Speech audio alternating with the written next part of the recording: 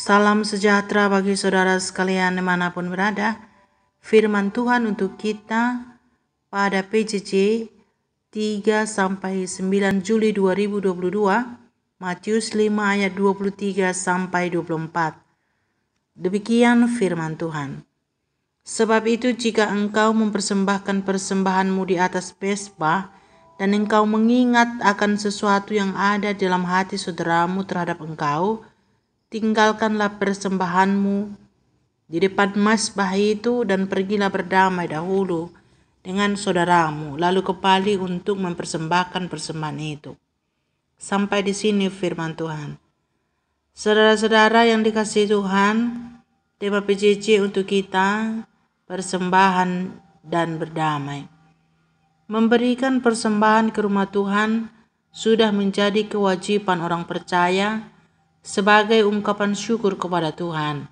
Dalam Perjanjian Lama ada banyak peraturan atau petunjuk yang diberlakukan perihal persembahan. Persembahan itu harus yang terbaik, seperti hasil panen pertama. Cara memberikannya pun punya tata cara tersendiri. Jumlahnya bisa sukarela dan terkadang sudah ditentukan oleh Tuhan, seperti persembahan persepuluhan. Tidak semua persembahan diterima oleh Tuhan.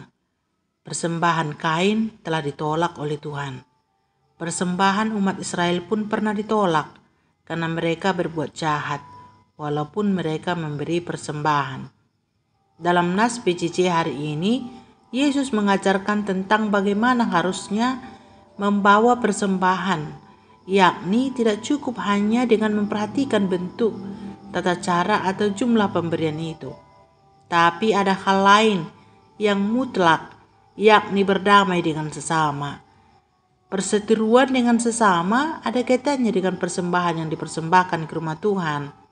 Dalam ayat 23-24. Sebab itu jika engkau mempersembahkan persembahanmu di atas mezbah, dan engkau teringat akan sesuatu yang ada dalam hati saudaramu terhadap engkau, tinggalkanlah persembahan itu di depan mezbah itu, dan pergilah berdamai dahulu dengan saudaramu, lalu kembali untuk mempersembahkan persembahanmu itu.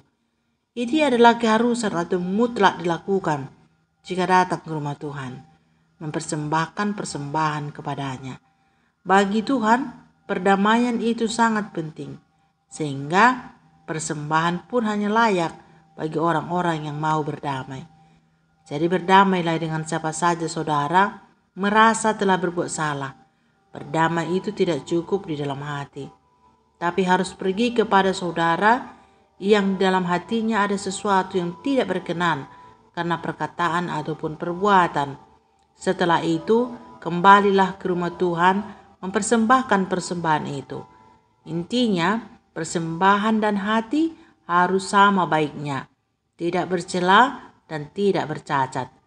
Mengingat sulitnya berdamai atau menghampiri saudara-saudara yang sesuatu ada di hatinya tentang kita, maka berupayalah sedapat mungkin untuk tidak berseteru atau menyakiti saudara ataupun orang lain.